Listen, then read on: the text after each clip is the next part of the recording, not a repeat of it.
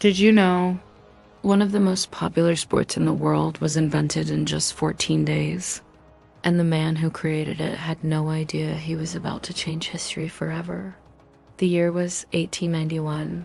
Winter had taken hold of the small American town of Springfield, Massachusetts.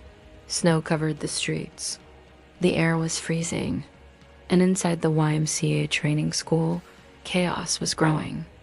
Dozens of young men were trapped indoors for months.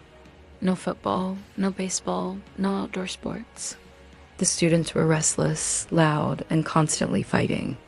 Teachers were losing control, and one instructor was about to face the biggest challenge of his career. His name was James Naismith, a quiet Canadian physical education teacher with a simple mission: keep his students active and out of trouble. But every game he tried failed. Football inside the gym became too violent. Soccer caused broken windows. Rugby led to injuries. Nothing worked. The students grew more aggressive every day. Then one afternoon, Naismith received an ultimatum from his boss. He had 2 weeks, 14 days. If he couldn't invent a new indoor sport that kept the students engaged without causing chaos, the class might be canceled completely. For days, Naismith searched for ideas. He studied every sport he knew. What made games exciting? What made them fair? What made them safe? Then something interesting caught his attention. Most sports had goals on the ground, which meant players could defend them aggressively. But what if the goal was high in the air, high enough that no one could guard it easily? High enough that players had to rely on skill instead of strength. Suddenly, the idea started forming. But there was another problem. Running with the ball often caused collisions. So Naismith introduced a rule that seemed strange at the time. Players could not run while holding the ball.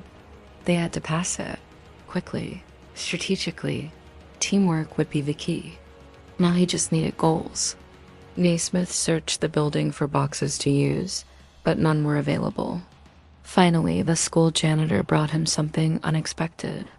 2 peach baskets. Simple wooden fruit baskets. Naismith nailed them to the balcony railing of the gymnasium, about 10 feet above the floor.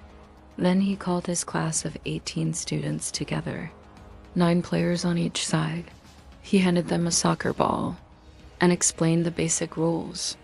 13 simple rules, written quickly on 2 sheets of paper. No running with the ball, no pushing or tackling.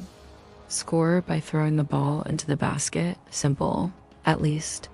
In theory, the first game of basketball had begun, but it looked nothing like the sport we know today. There was no dribbling. Players passed the ball constantly, and every time someone scored, the ball stayed stuck inside the peach basket, which meant the janitor had to bring a ladder, climb up, and remove the ball after every single point.